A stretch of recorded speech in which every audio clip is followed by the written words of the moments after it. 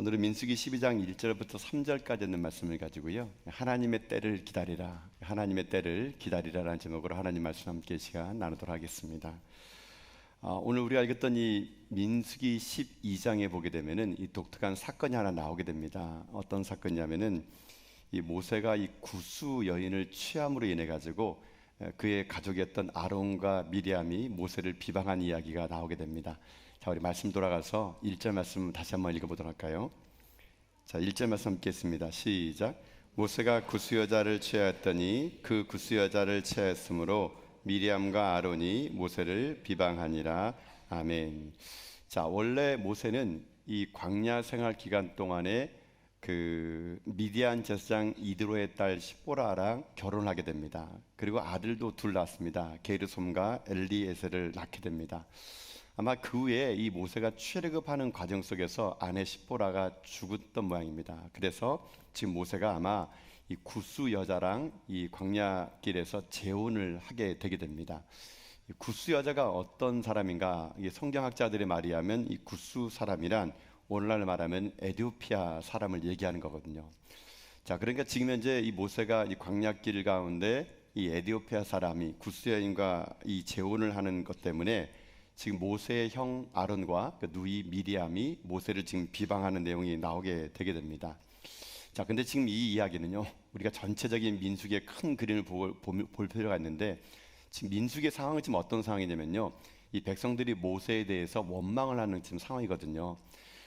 지금 민수기는 이 행진에 나가는 거, 그러니까 시내산에서 1년간 머물었다가 이제 하나님께서 다시 구름 기둥이 떠오르니까 이들이 지금 그 광야길을 걸어가고 있는 상황이거든요. 이제 광야길을 건너는 게 쉽지 않았습니다. 그러니까 이스라엘 백성들이 모세에게 원망하죠. 애굽에 매장지가 없어가지고 우리를 데려왔느냐. 그러면서 먹을 것도 없고 마실 것도 없고 우리에게 고기를 달라. 이게 지금 이스라엘 백성들이 온통 모세를 비방하고 있는 그런 상황 속에서 지금 모세가 가장 가까이 있던 이 형과 누이가 지금 이 모세를 또 비방하고 있는 그런 상황이 되게 된 겁니다. 여러분도 아시겠지만 느끼겠지만 나를 비방할 때 내가 모르는 사람이 나를 비방하더라도 여러분 얼마나 그 마음이 여러분 아픕니까? 근데 가장 가까이 있는 사람, 가족들이 나를 비방한다, 이것만큼 또 아픈 것도 없을 겁니다. 지금 모세는 밖으로 안으로 지금 원망과 불평의 소리를 듣고 있는 겁니다. 백성들이 모세를 원망하고 또 미리암과 지금 자기 형 아론과 누이 미리암이 자기를 또 원망한 겁니다. 구스 여자를 선택했다고요. 자, 이런 선택 속에서, 이런 비방 속에서 이 비방이 그걸로 끝나지 않습니다. 이 구스 여자를 모세가 취했다는 것은 하나의 건수일 뿐이에요. 급기야는 이 미리암과 아론이 어디까지 모세를 비방하냐, 여러분 2절 말씀 보십시오 한번요. 자, 2절 말씀 한번 읽어볼까요? 자, 읽겠습니다. 시작. 그들이 이르되 여호와께서 모세야만 말씀하셨느냐 우리와도 말씀하지 아니하신다 하매 여호와께서 이 말을 들으셨더라. 아멘. 자, 대충 여러분 내용을 아시겠죠? 지금 이 아론과 미리암이 지금 모세를 대적하는 겁니다. 너만 선지자냐? 하나님이 너하고만 말을 했느냐? 우리하고도 하나님 말씀했다. 지금 이 미리암과 이 아론이 이 구스 여인을 모세가 취했다는 것은 하나의 건수이고요. 이 건수를 잡아가지고 지금 모세의 리더십, 지도력에 대해서 지금 현재 불만을 표현한 겁니다. 왜 너만 지도자냐? 나도 지도자인데 왜 너만 그런 걸 결정하느냐? 나도 리더인데. 지금 이런 상황이라는 거예요. 미리암과 아론은 이겁니다. 우리도 모세 못지않게끔 하나님 우리한테 말씀하셨다. 그런데 왜 너만 그 일을 너 혼자만 결정하느냐, 이렇게 비방하고 있었다는 얘기예요. 자, 근데 여기에 보게 되면은요, 지금 그 아까 여러분 읽었던 1절 그 하반절에 미리암과 아론이 모세를 비방했다라는 이 말이 있지 않습니까? 이 말은 원어로 보니까요, 이 말이 비방했다는 말이 모세 면전 앞에서 한 것이 아니라 등 뒤에서 이야기했다, 이런 말이더라고요. 이 비방했다는 말이.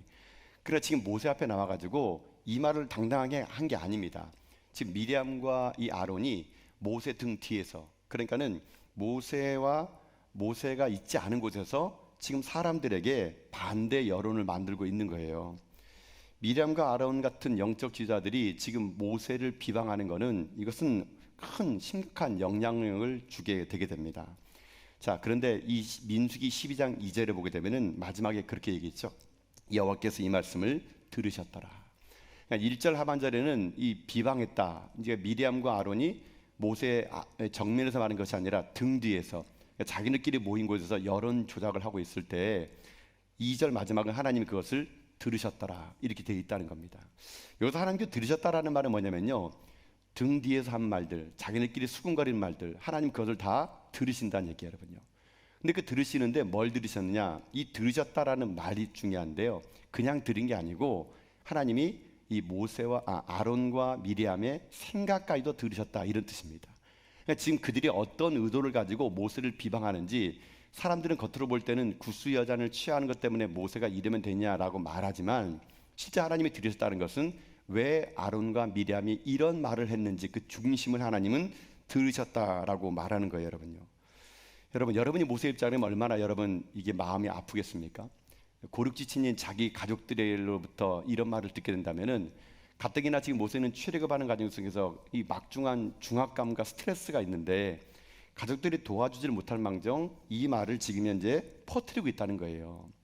자, 이렇게 말하고 있는 상황 속에서 하나님마저도 그의 아론과 미리암의 그 중심의 이야기가 뭔지를 아는 상황 속에서 모세는 어떻게 반응했을까요?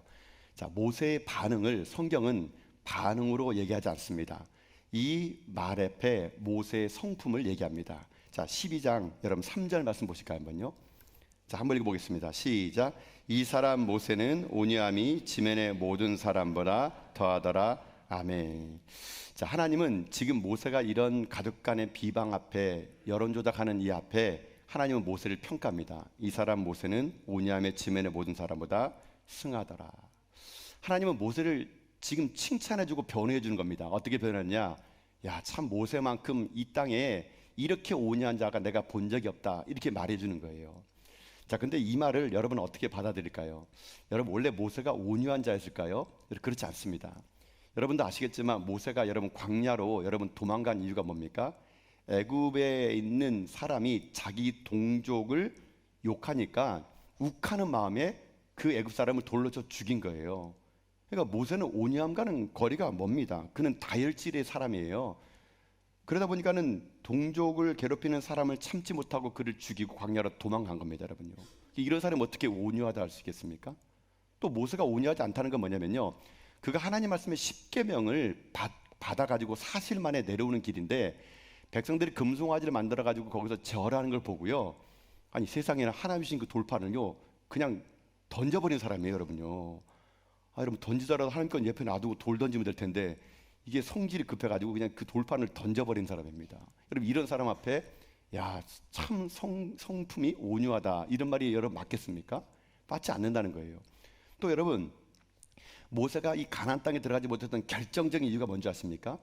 하나님이 백성들이 물이 없다 말할 때 하나님이 모세에게요, 너는 바위에 명하여 물을 내라 이렇게 합니다. 근데 모세가 너무 화가 나니까 바위를 2번 칩니다. 2번 쳐가지고 물을 쏟아내 버려요. 하나님이 그걸 보고 진노합니다. 너는 왜 내 명령대로 하지 않고 네 마음대로 했느냐? 너는 이 일로 인해 가지고 가나안 땅에 못 들어갈 것이다. 여러분, 이렇게 말할 정도로 모세는 온유하고는 거리가 먼 사람입니다. 근데 오늘 하나님은 그를 평가할 때 이 사람 모세는 온유함이 지면의 모든 사람보다 승하더라. 이만큼 온유한 자를 내가 본 적이 없다 이 말을 하는 거예요. 여러분, 이 온유라는 말이 성경에 제일 먼저 나오는 것이 바로 여기입니다. 여기에 온유라는 말이 처음 나와요. 그럼 도대체 하나님은 모세의 어떤 면을 받기에 모세를 온유한 자라고 말씀했을까요? 자, 오늘은 이 온유한 자의 말에 이 언어를 풀어가면서 설교가 시작됩니다. 여러분, 온유라는 말, 이 온유는 우리나라 성경에 번역될 때는 한자어로 번역됐어요. 온자가 뭡니까? 따뜻할 온자에 부드러울 유자예요. 이게 온유입니다. 그래서 한국말 사전에는 온유란 말이 따뜻하고 부드러운 마음, 혹은 사전적인 의미로는 성격이 온화하고 부드러움 이렇게 나와 있습니다. 또 영어 성경 NIV에도 보면은 온유를 gentleness라고 써 있는데요, 이것 또한 부드럽고 따뜻하고 상냥한 상태, 상당한 성품, 이게 온유예요. 근데 문제는 뭐냐면 원어에는 이렇게 안 돼 있다는 겁니다. 지금 이 온유라는 말의 히브리 말은요, 아나우라는 말을 쓰고 이 온유라는 말의 헬라어는 프라우스라는 말을 씁니다. 근데 이 아나우란 말, 히브리 아나우란 말이 이 온유인데, 이 아나우란 말을 어떻게 유래됐느냐 이 언어를 보니까 언어 사전에는요, 이 아나우를 이럴 때 쓴다 그러더라고요. 즉 어떨 때 쓰느냐? 야생 동물이 성품이 다듬어진 상태, 이거를 아나우, 이거를 온유 이렇게 쓴대요. 그러니까 원어 사전에는 이 아나우가 우리가 알고 있는 온유랑 좀 다른 겁니다. 야생 동물이 그 거친 성품이 조련 사이에서 다듬어진 상태, 이것을 성경은 아나우, 온유, 헬라어로 프레테스 이렇게 쓴다는 얘기예요. 즉 여러분 상상해 보세요. 야생 동물이 얼마나 거칠고 여러분 얼마나 사람을 등에 태우기는 쉽지 않지 않습니까? 근데 야생 동물이 노련한 조련사에게 조련만 된다면은요, 이 야생 동물은 그 조련된 조련사의 말을 잘 듣는다 그럽니다.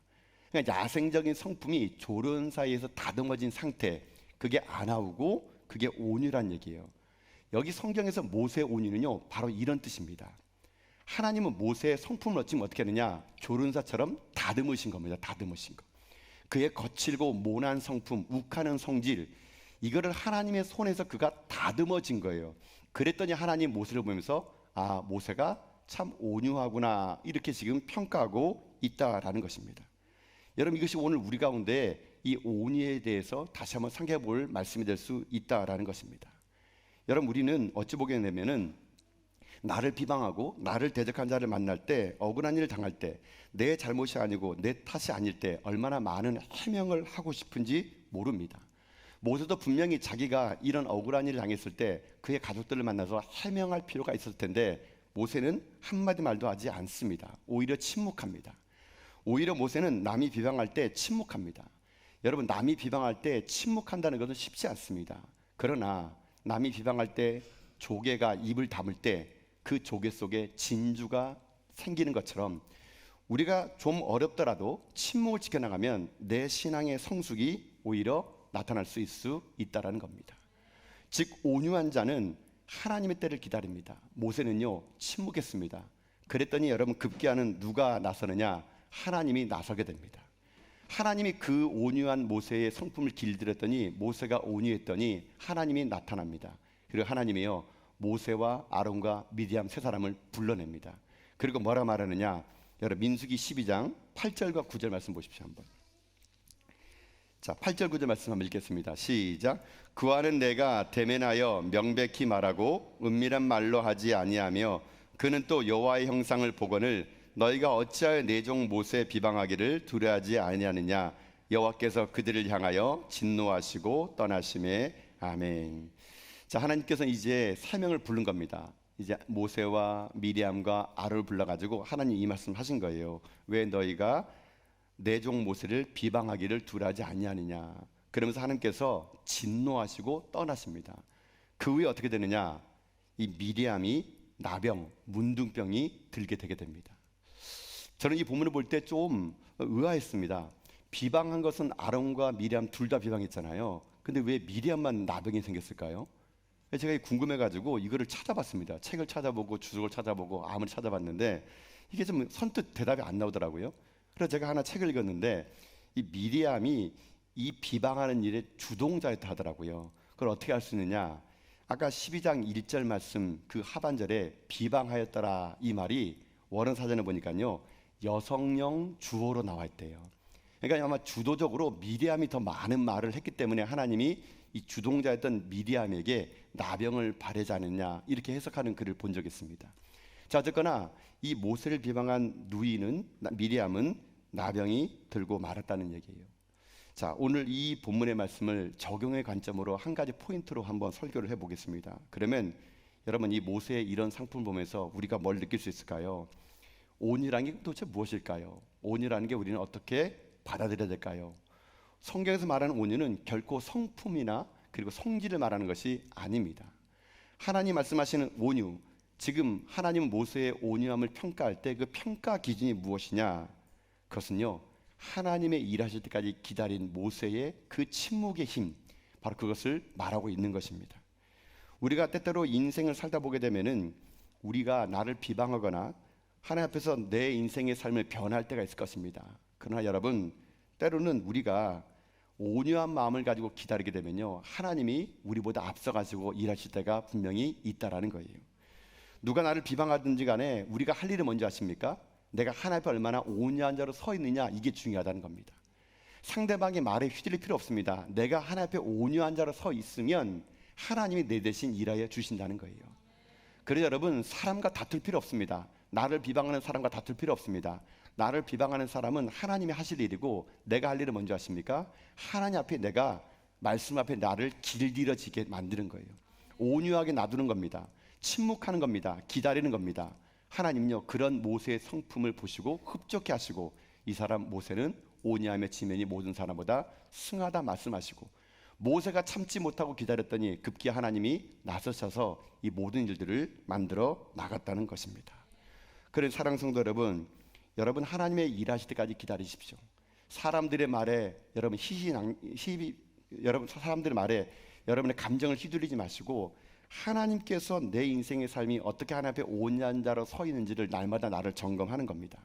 모세처럼 우리가 하나님 말씀 앞에 길들여지고 나의 거친 성품이 하나님 앞에서 온유한 자가 될 때, 하나님은 비로소 우리들의 인생의 삶을 개입하시다 우리들의 인생 가운데 하나님이 일하여 주실 거라고 저는 믿습니다. 그럼 온유한 자의 반대말은 뭘까요? 그것은요, 자기 때에 자기 힘으로 일하는 사람입니다. 하나님 때를 기다리지 않는 거예요. 내 힘, 내 능력 가지고 가서 싸우는 겁니다. 그것은 온유의 반대말이죠. 그것을 우리는 교만이라 부릅니다. 여러분, 내가 힘이 있을 때 힘을 제어할 수 있는 것이, 그게 온유한 사람이에요. 여러분 삶 속에 진정으로 온유가 무엇인지를 여러분 깨닫고 하나님이 일하실 때까지 기다리는 온유한 자가 다 되는 여러분 될 수 있기를 주님의 이름으로 축복합니다. 자, 그러면 어떻게 온유한 자가 될까요? 우리가 어떻게 해야 온유한 사람이 될까요? 온유는 우리의 성품이 아니에요. 우리가 온유한 자가 되려면 어떻게 되는지 아십니까? 예수님을 닮아가면 됩니다. 예수님은 오늘 이렇게 말씀하십니다. 마태복음 11장 29절 말씀이거든요. 한번 봅시다. 시작. 나는 마음이 온유하고 겸손하니 나의 멍에를 메고 내게 배우라. 그리하면 너희 마음이 쉼을 얻으리니. 아멘. 주님 말씀하십니다. 나는 온유하고 겸손하니 내게 배우래요. 여러분, 우리가 온유한 마음을 가지려고 해서 가지는 게 아니고요, 예수님을 닮아가는 겁니다. 예수님을 배우는 겁니다. 그분의 성품을 닮아가면 나도 모르게 내 안에 온유한 성품이 생기게 됩니다. 예수님도 하나님의 때에 하나님 방법으로 하나님께서 일하실 때까지 기다렸던 분이시거든요. 그래서 예수님도 온유한 분인 것처럼 여러분의 삶이 오늘 온유한 자가 될 수 있길 주님의 이름으로 축복드립니다. 그래서 온유한 자가 되어서 하나님의 일하실 때까지 기다릴 때, 여러분 성경은요, 그런 온유한 자가 땅을 차지한다는 복의 말씀이 있습니다. 아무쪼록 오늘 여러분의 삶이 이 세상 살아갈 동안 온유한 자가 되어 하나님이 일하실 때까지 기다리시고 예수님의 성품을 닮아 여러분의 삶이 이 땅 가운데 복의 복을 받는 믿음의 종들, 온유한 자가 다 될 수 있기를 주님의 이름으로 축복합니다. 아멘. 기도하겠습니다. 하나님,